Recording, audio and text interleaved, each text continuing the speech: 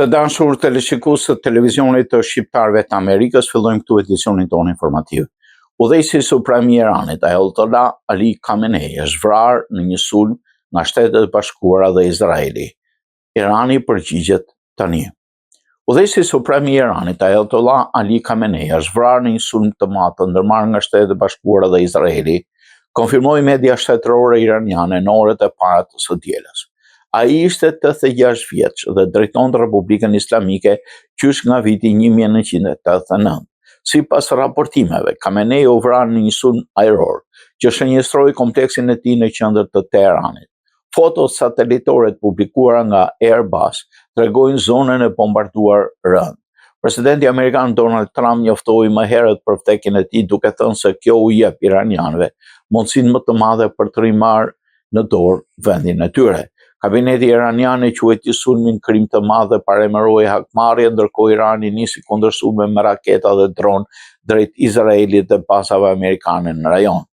Në Tel Aviv, një grua humbi jetën si pasojë e goditjeve iraniane. Shpërtime u raportuan në Teheran, si dhe në disa vende të tjera në lindjen e mesme, përfshirë Bahreinin, Kuvajtin dhe Katarin.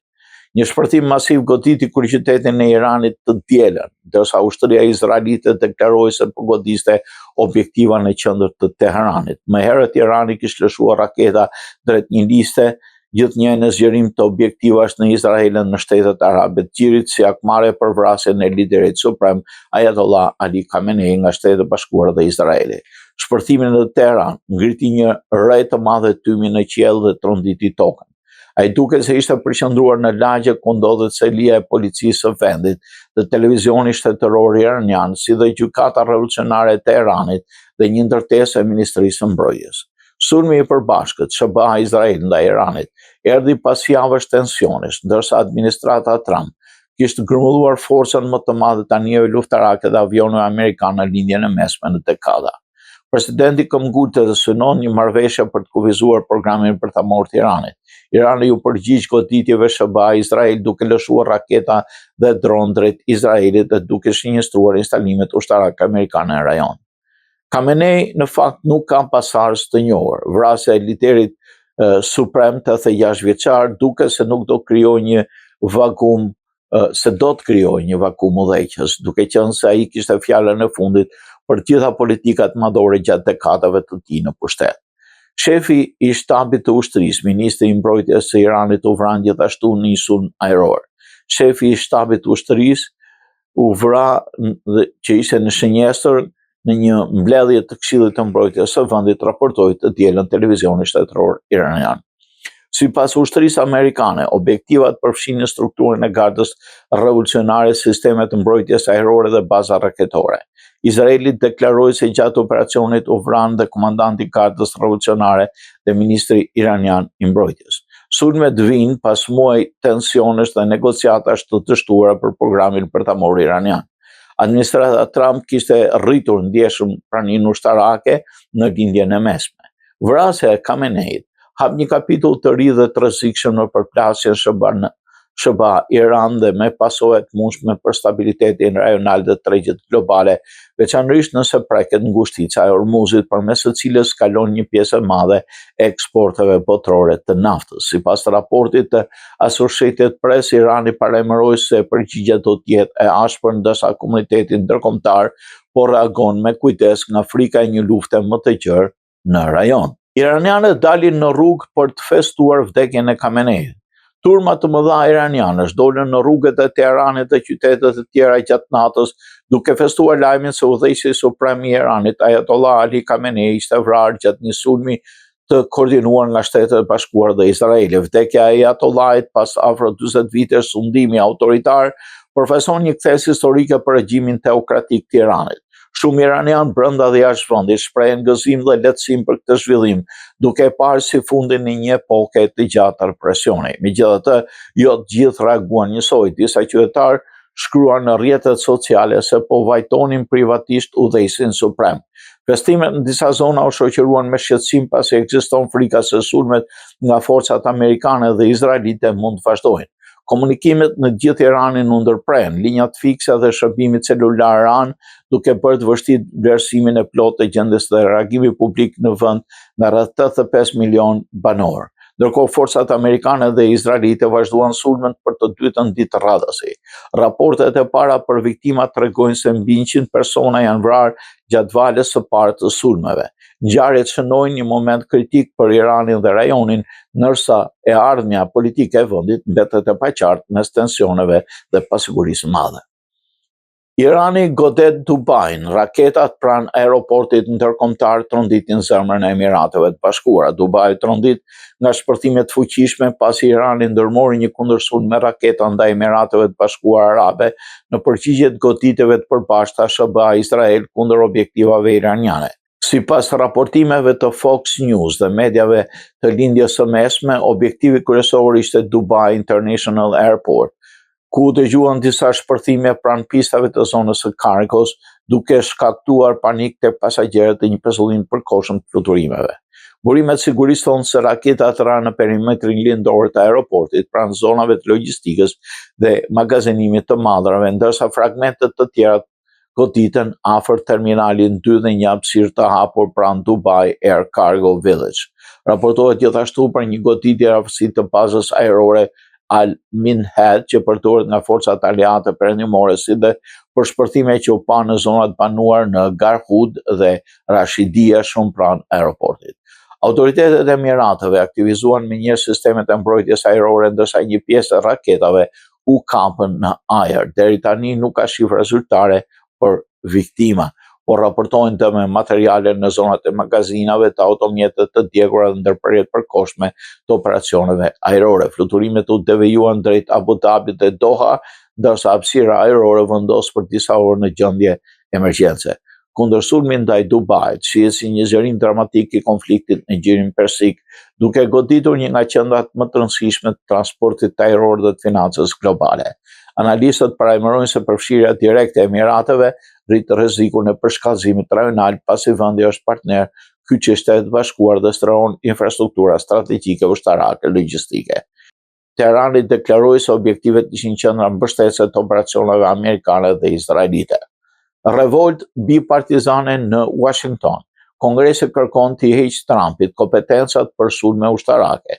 Pas sulmeve masive të përbashkëta SBA-Izrael ndaj Iranit, në Washington ka shpërthyer një përplasje e fortë politike, ku ligjvënës nga të dyja partitë po përgatisin rezoluta për të kufizuar kompetencat e presidentit Donald Trump për të përdorur forcën ushtarake pa miratimin e Kongresit. Në Senat, iniciativa udhëhiqet nga demokrati Tim Kaine dhe mbështetet nga republikane Rand Paul, të cilët kërkojnë votim urgjent për një War Powers Resolution që do të detyronte shtëpinë e parë të marrë autorizim nga Kongresi për çdo veprim të mëtejshëm ushtarak kundër Iranit.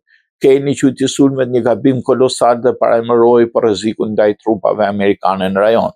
Në dhomën e përfaqësuesve, një rezolutë e ngjashme po përgatitet nga republikani Thomas Macy dhe demokrati Ro Khanna, duke theksuar se kushtetuta i jep vetëm Kongresit të drejtën për të shpallur luftë. Lëvizja vjen në një moment ku shumë ligjvënës thonë se administrata veproi pa një strategji të qartë dhe pa konsultim të plotë me Kongresin, ndërsa të tjerë, kryesisht republikanë, kanë mbështetur goditjet duke i cilësuar si të nevojshme për sigurinë kombëtare.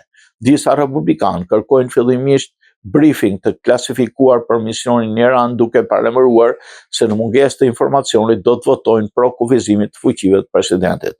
Rezolutat pritet të hidhen në votim javën që vjen, por suksesi i tyre mbetet i pasigurt, pasi do të kërkojë mbështetje konsiderueshme republikane në Senat dhe një ligj i tillë mund të përballet me vetën presidenciale. Kjo përplasje ka rihapur debatin e vjetër në SBA mbi balancën mes kompetencave të presidentit si komandant i përgjithshëm dhe rolit kushtetues të Kongresit për të autorizuar luftën.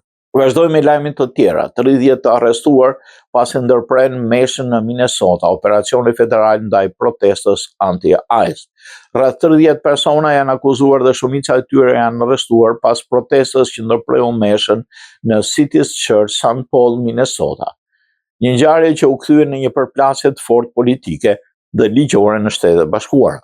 Lajmi u konfirmua nga prokurorja e përgjithshme Pam Bondi, e cila parajmëroi se ndërhyrja në një vend Kurti do të ndiqet penalisht sipas ligjit federal. Protestuesit hynë në kishë gjatë shërbesës së dielës, duke brohuritur slogane si Ice Out dhe Justice for an Good, duke kërkuar dorëheqjen e njërit prej pastorëve të kishës, David Eastwood, i cili sipas tyre drejton edhe zyrën lokale të ICE. Aksioni erdhi pas vrasjes së Rene Good, 37 vjeçe dhe nënë e 3 fëmijëve, e qelluar nga një agent i emigracionit gjatë një operacioni në Minnesota, ngjarje që ndezi protestat mëdha në gjithë vendin. Departamenti i Drejtësisë e cilësoi hyrjen në kishë si shkelje të hapur të drejtave civile dhe ndërprerje të ushtrimit të lirë të fesë, duke theksuar se një shtëpi adhurimi nuk është forum për protesta politike. Sipas autoriteteve, disa prej të ndaluarve përballen me akuza federale që lidhen me pengimin e ceremonive fetare dhe hyrjen e paligjshme.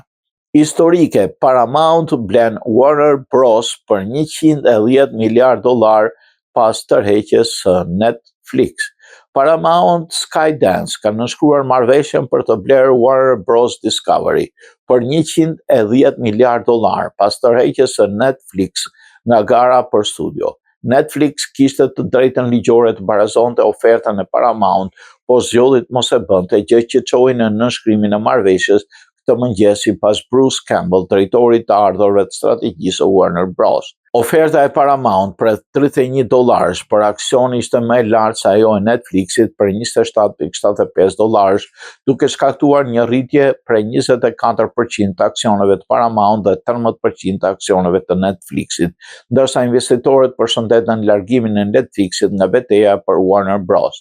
Marrëveshja përfshin $29 miliardë borxhe që pritet të marrë miratimin e lehtë nga autoritetet e konkurrencës Bashkimit Evropian, megjithëse prokurori i përgjithshëm i Kalifornisë, Rob Bonta, ka nisur një hetim të plotë mbi ta sanksionin.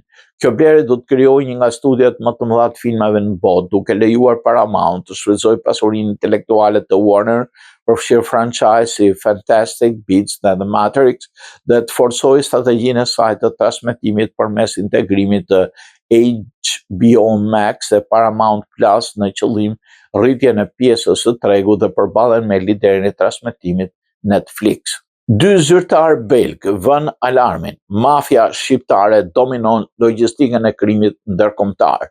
Drejtori i Policisë Gjyqësore Federale të Anversës, Yves Driesen, dhe homologu i tij në Bruxelles, Eric Jacobs, deklarojnë se rrjetet kriminale shqiptare përbëjnë sot sfidën më të madhe për autoritetet belge 5 vjet pas operacionit historik ndaj platformës së koduar Sky ICC. Sipas tyre, ndërhyrja në vitin 2021 hapi vrimat të mëdha në krimin e organizuar, mbi 200 kontrolle të njëkohshme çuan në mira arrestime, sekuestrimin e qindra tonëve drogë dhe miliona euro pasuri kriminale, ndërsa shumë figura kyçe në portin e Anversës u dënuan. Megjithatë, vakumi i krijuar u mbush shpejt, kryesisht nga rrjetet shqiptare dhe grupe nga Serbia dhe Malizi.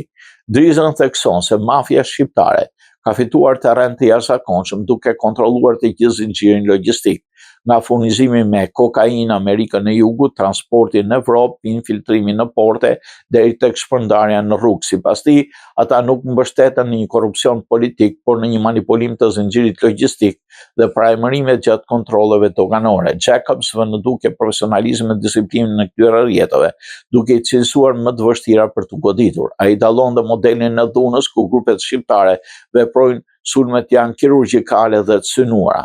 Pas Sky ICC, kriminalët kanë fragmentuar komunikimin në disa platforma, duke bërë dekriptimin më kompleks. Drejtuesit belg kërkojnë më shumë investime në kapacitetet specializuar shkencëtar të dhënave dhe ekspertë të IT-s për të përballuar analizën e miliarda mesazheve të sekuestruara. Vučići flet për plan sekret amerikan, nuk flas me Rubion, Kosova është Serbi. Aleksandar Vučići komentoi planin sekret amerikan që detyron Serbinë ta njohë Kosovën. Presidenti nxitoi të hidhte poshtë pretendimin e ish diplomatit Nebojša Vujović, i cili më herët tha se takimi i ministrit të jashtëm Marko Đurić me sekretarin e shtetit Marko Rubio në Washington u bë për të vulosur marrëveshjen e fshehtë për njohjen e pavarësisë në mënyrë që Vučići të qëndrojë në pushtet. Presidenti serb tha se takimi me Rubio nuk ishte as pak i planifikuar dhe kreu i diplomacisë serbe takoi atë krejtësisht rastësisht.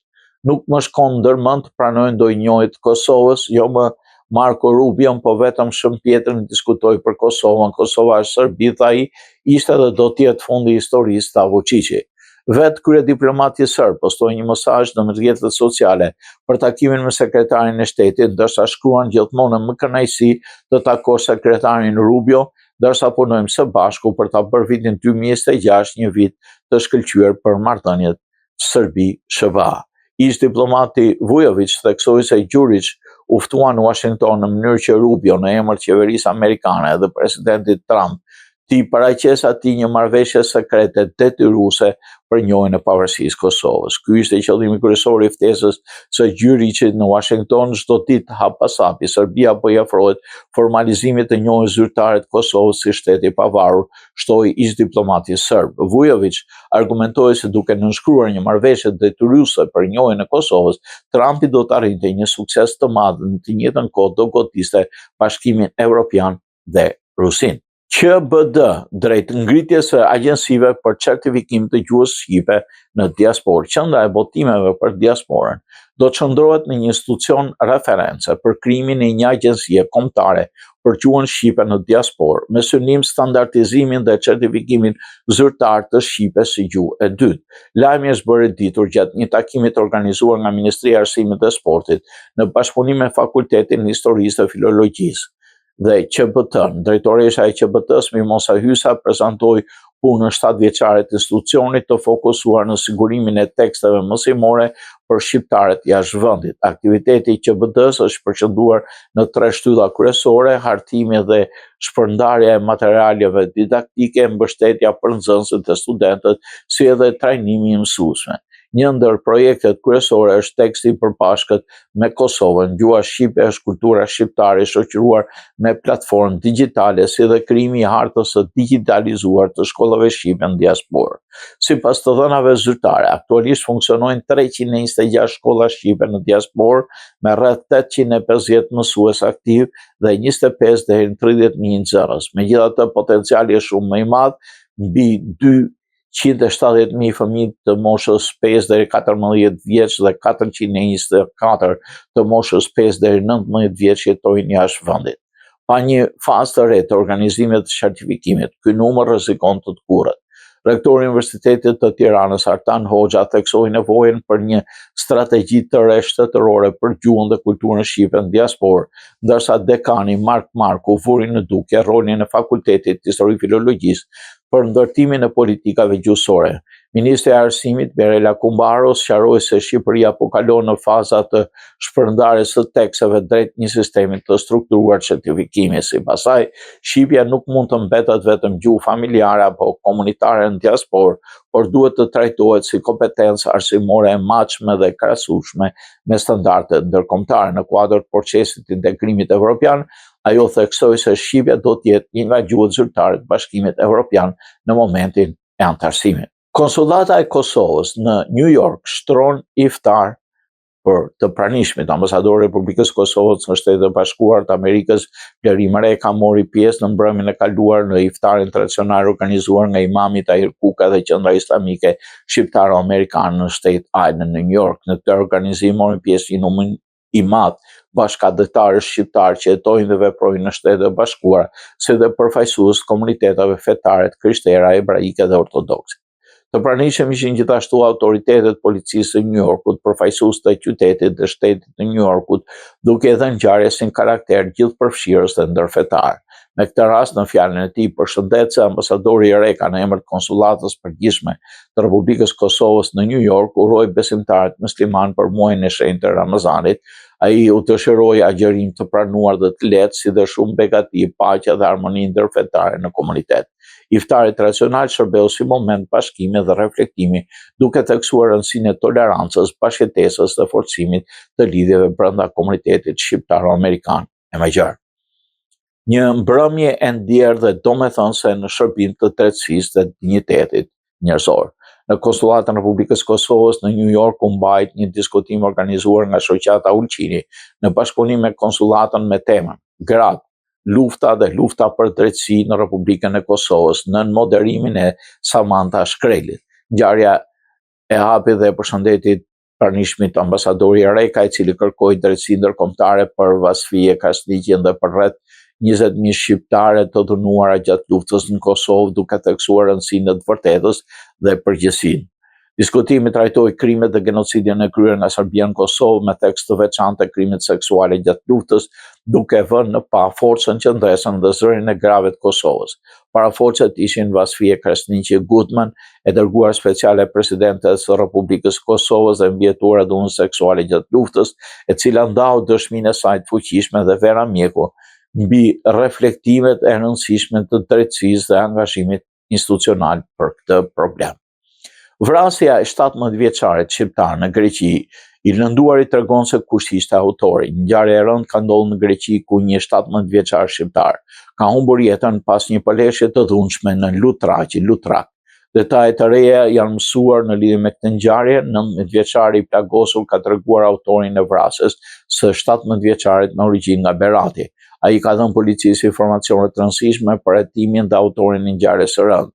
Fillimisht 17-vjeçari u transmetuan në spital nga një i afërm, megjithatë pavarësisht përpjekjeve të mjekëve ai ndroi jetë nga plagat e marra, ndërsa 19-vjeçari i plagosur fillimisht u paraqit në spitalin e Lutrakut. Në mediat greke shkruhen se kishte marrë lëndime në bark dhe gjoksa, ai kishte thënë para bluzave të bardha se ishte dëmtuar për shkak një aksidenti me makinë, por pas konstatimit mjekët kuptuan se plagët vinin nga përdorimi i një mjeti prerës. Mjeku, kryetari i shoqatës mjekësore të Korinthit dhe zëvendësguvernatori rajonal i Peloponesit në fushën e shëndetësisë, Kristo Valantis Melos, në një deklaratë ekskluzive për Korinth TV, u referua gjërësisht ngjarjes tragjike me vdekjen e 17-vjeçarit në Lutraçi dhe plagosjen në rënd të 19-vjeçarit. Melos në deklaratat e tij theksoi se 19-vjeçari, jeta e cilit nuk është më në rrezik, ka ardhur i pari në qendrën shëndetësore të Lutrakit dhe ka pasur lëndime nga një send i mpret në gjoks në bark,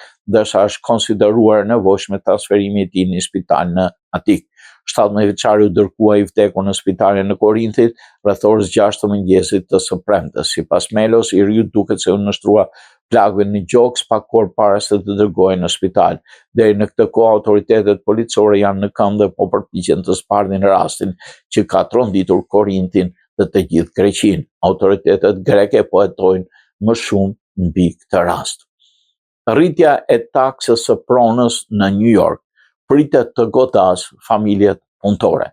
Propozimi për rritjen e taksës së pronës në New York nga e majta ka hapur një debat të fortë politik dhe ekonomik. Sipas kritikëve, kjo maskë ndikon tek dhe rëndon pikërisht familjet punëtore dhe klasën e mesme, grupet që tashmë përballen me kosto të lartë jetese në qytetin më të shtrenjtë të Shtetet Bashkuara. Po kush do ta ndjejë realisht rritjen? Në një letër, një familje me të ardhura rreth $120,000 në vit mund të duket në rregull, por në realitetin në New York, ku qerat, sigurimet, kujdesi për fëmijët dhe shpenzimet e përditshme janë jashtëzakonisht të larta, kjo shumë nuk përfaqëson më një luks.